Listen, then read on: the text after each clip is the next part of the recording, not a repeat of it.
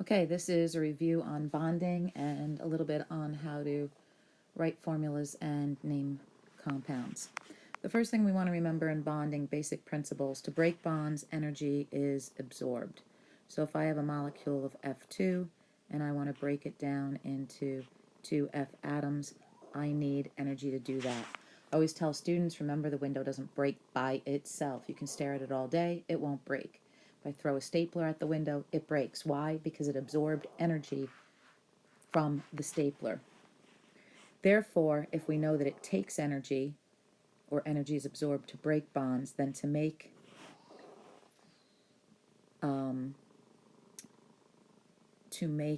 bonds, we release energy. So we could write it this way.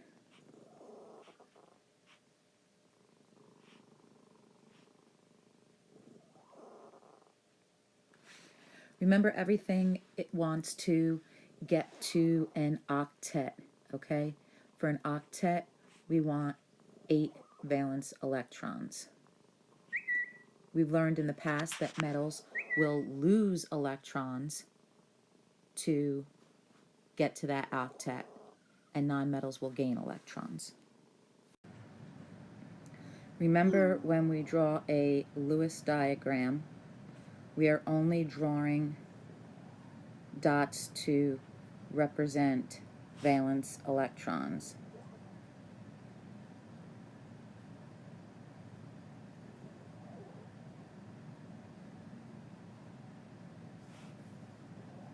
So, for example, if I had sulfur, it would just have 6 valence electrons. And you're fine so long as you don't put more than 2 electrons on any one side. If I had Mg, 2 valence electrons.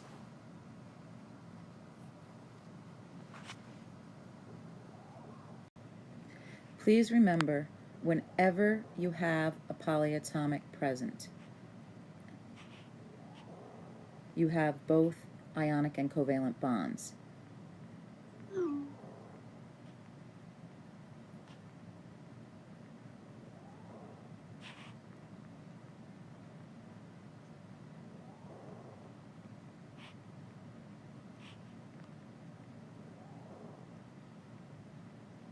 In a compound, I should add.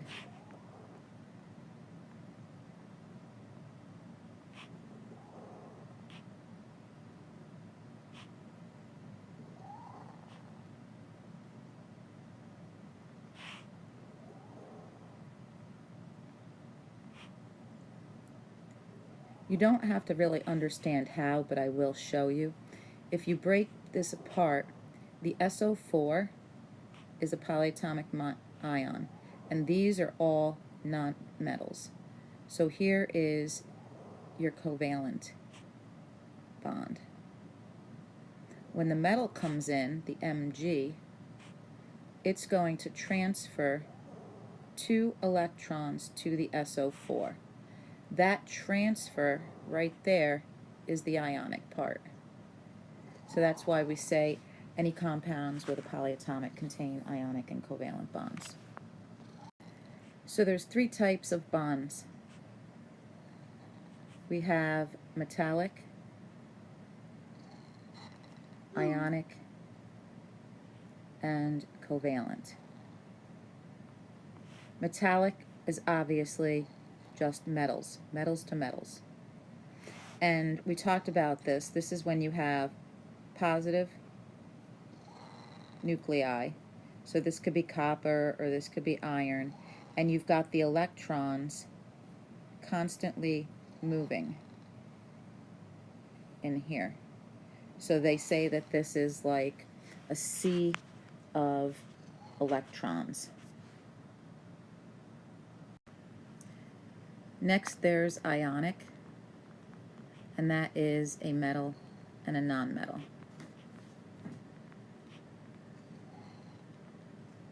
And it involves a transfer of electrons. And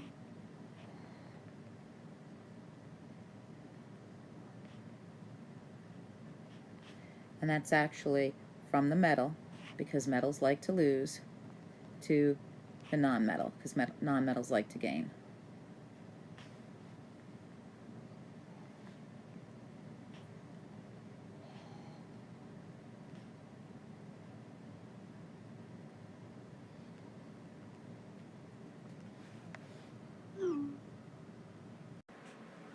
Two important things when drawing Lewis structures of ionic compounds. You need brackets,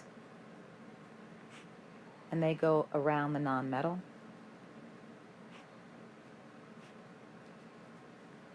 And you need charges on the ions. So for example, if I have MgS,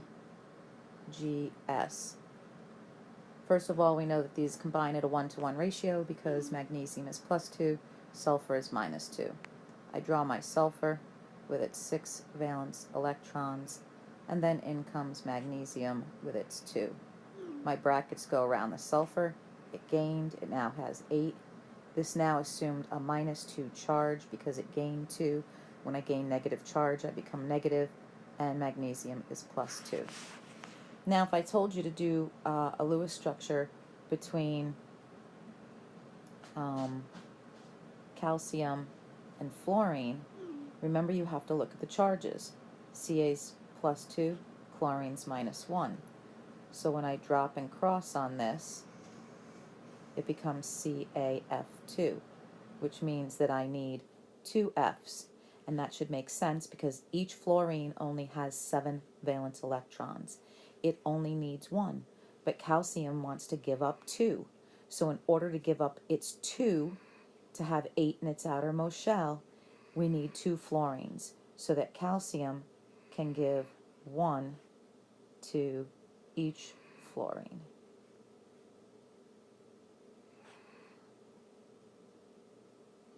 And then fluorine has its original 7. Again, brackets around the nonmetal. It's got a -1 charge because it gained 1. This has got a -1 charge because it gained 1. But calcium's +2 because it gave up 2. Covalent is nonmetals. And you need to know that electrons are shared. Remember, sharing is caring. Caring begins with C, and so does covalent.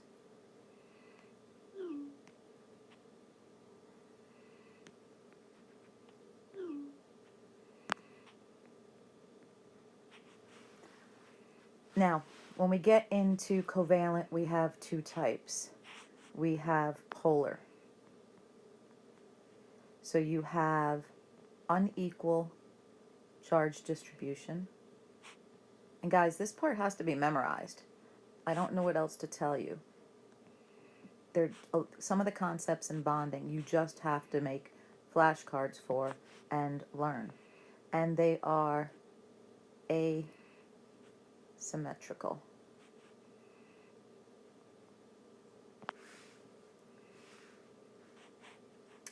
And they have a dipole, meaning that they have a negative end and a positive end. And you can always tell, right, the partial negative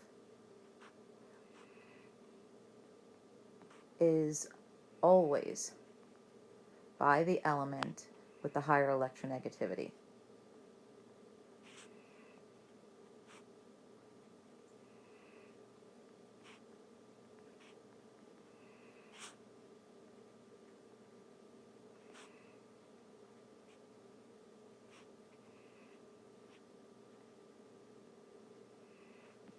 We know that this side's going to be nonpolar, but I'm just going to put examples here, and I'll do this on the next slide.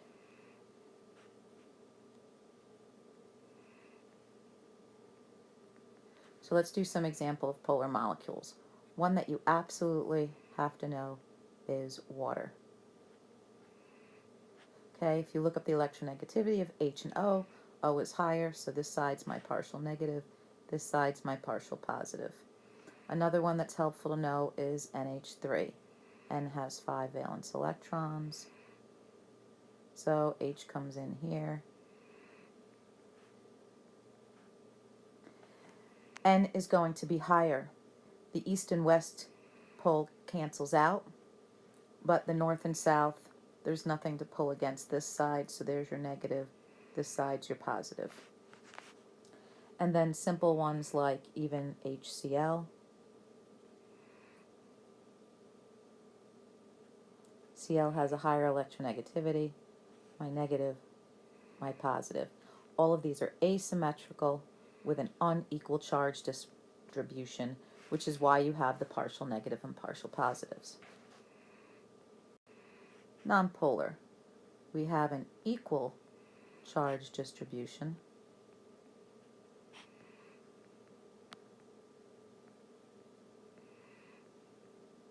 And they are symmetrical.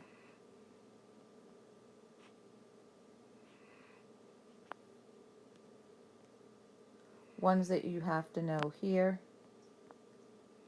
are Brinkelhoff.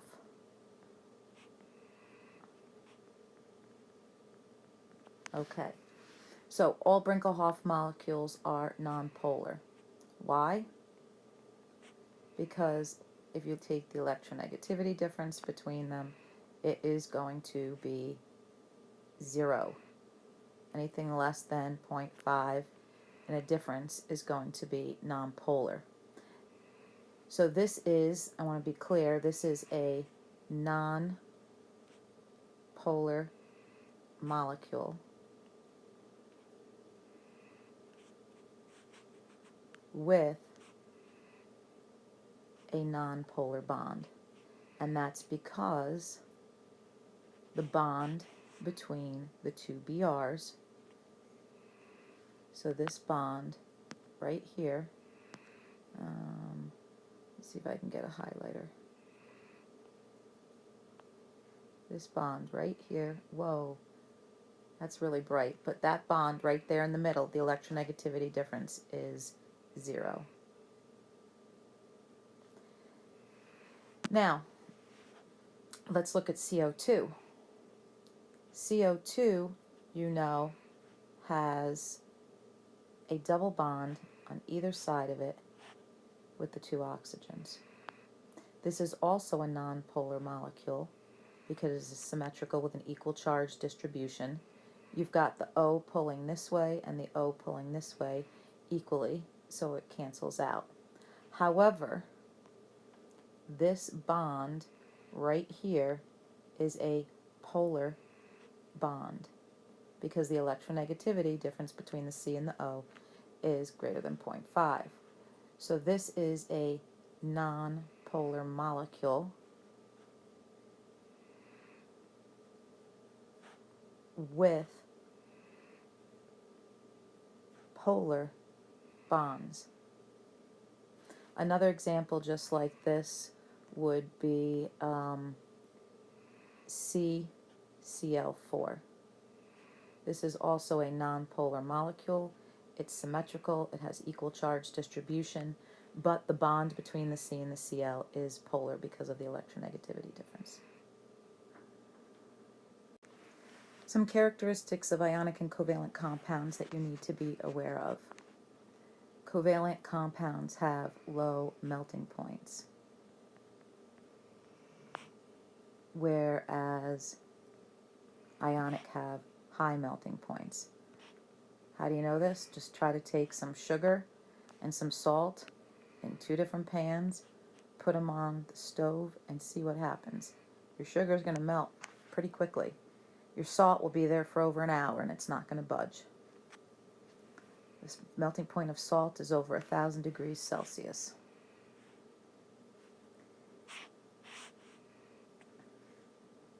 Covalent compounds are poor conductors.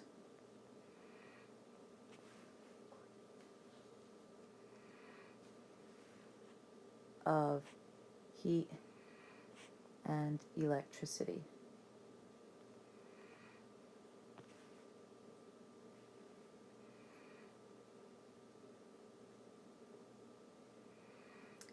Whereas ionic compounds are good conductors of heat and electricity. when basically melted or aqueous. So this has to be in the liquid state or aqueous. And I just basically showed you that this week with the light bulb. The sugar water did not light the light bulb. The salt water lit the light bulb. And then we did it with acids too. Acids and bases are also electrolytes.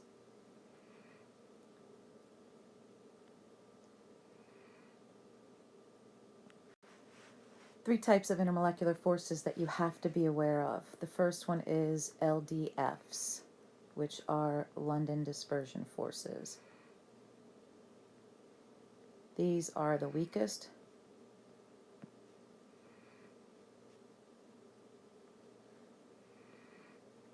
And they occur basically predominantly in nonpolar molecules.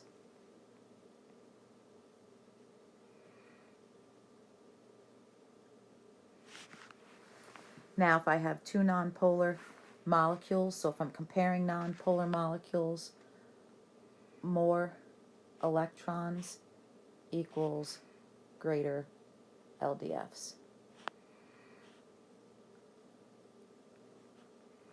So for example, if I have CH4 versus CCl4, okay, this is going to be greater because it has more electrons. Next is, well, actually I'm going to do the strongest next, and there's a reason for that. Next I'm going to do hydrogen bonds.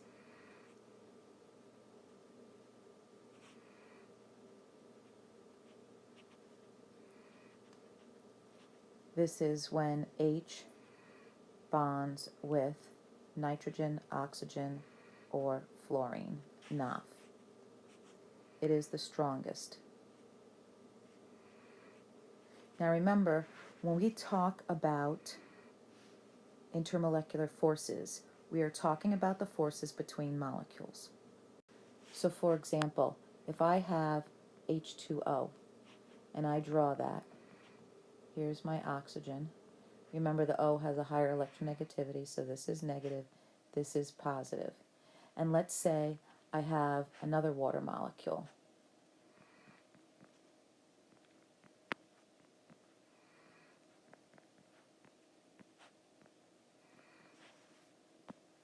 There is a bond between this O and this H. Negative and positive attract. This bond right here is the hydrogen bond that we are referring to.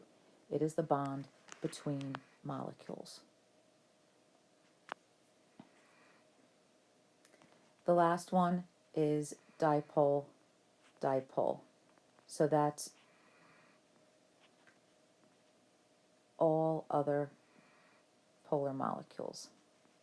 So just to demonstrate what I'm talking about with the dipole-dipole force, I'm just going to use HCl as an example.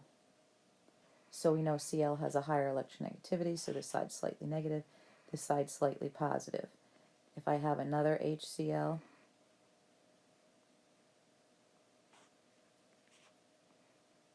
here's a negative and a positive. This bond right there is my dipole-dipole force.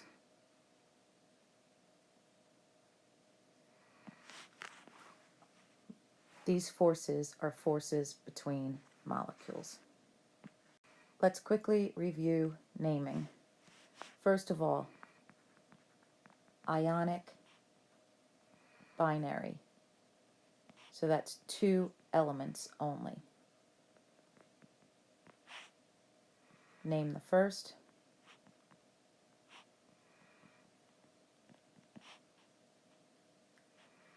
And then change the second ending to IDE.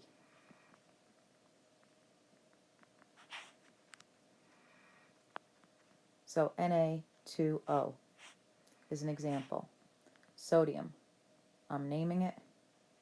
Take oxygen and change the ending to oxide. Ionic ternary. Three or more elements.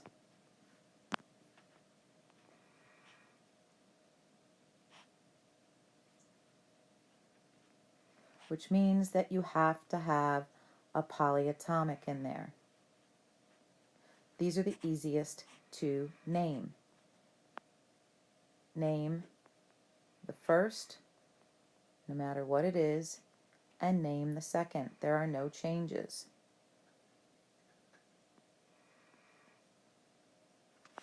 Should have just name them both, but that's fine. So, MgSO4. Magnesium, I'm naming it. I look up the SO4. Sulfate.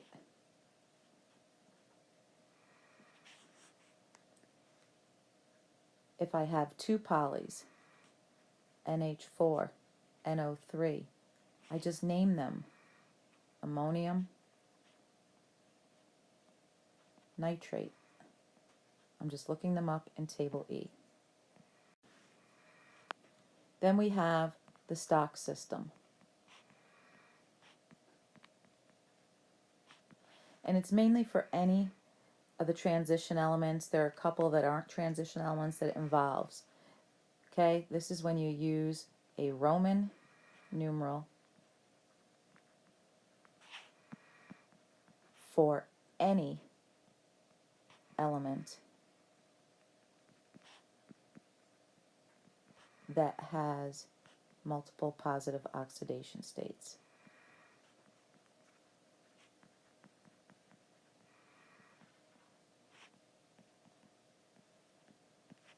So, just to give you an example, CuO versus Cu2O. You know oxygen is -2. These combined in a 1-to-1 ratio. Therefore, this copper had to be +2, because you know the charge on a compound has to add up to 0. So if you look at copper, it can be +1 or +2. So here we use the +2. So this is copper, Roman numeral 2, oxide. It's still a binary compound, so I named the first and changed the name of the second to IDE. In this one, again, oxygen's -2, but I have two coppers. So this copper had to be +1, because +1 times 2 is +2, and the oxygen was -2, so that's 0. So in this case, I used copper, Roman numeral 1, and that's oxide. Same thing for those that involve a polyatomic. So let's look at FeSO4. You know that SO4 is -2. Again, because these combined at a 1-to-1 ratio, in this case, iron had to be +2. Iron can be +2 or +3, but we use the +2. So this is iron, Roman numeral 2, sulfate. However, if it looked like this, I know just as I drop and cross, I can go up and over. This 2 came from here, which makes sense because sulfate is -2. This 3 came from here. So in this case, I did not use iron 2, but I used iron 3. So this one is iron, Roman numeral 3, sulfate. And lastly, covalent compounds. These are all nonmetals. I have to use prefixes. Okay? Mono, di, tri, tetra, penta. I doubt they would go any higher than that. If the first element is 1,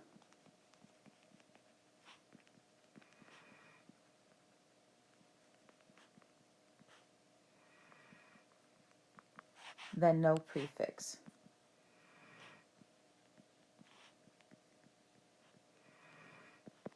Every other time a prefix is needed. Every single time, even if it's 1 on the second element. So again, if I have NO, this is nitrogen, no prefix because the first one is a 1, and I have 1 for the second one, so the second prefix is mono, but it's oxygen, so I don't write monooxide, I just do monoxide. I drop the 1 extra O. If it's N2O, then it's dinitrogen. I have to use the di because of this 2, and then it's monoxide because there's 1 O. If it's N2O4, it's di for the 2, nitrogen, and then that's tetra for the 4. We can't write tetraoxide 2 vowels, we just put tetroxide.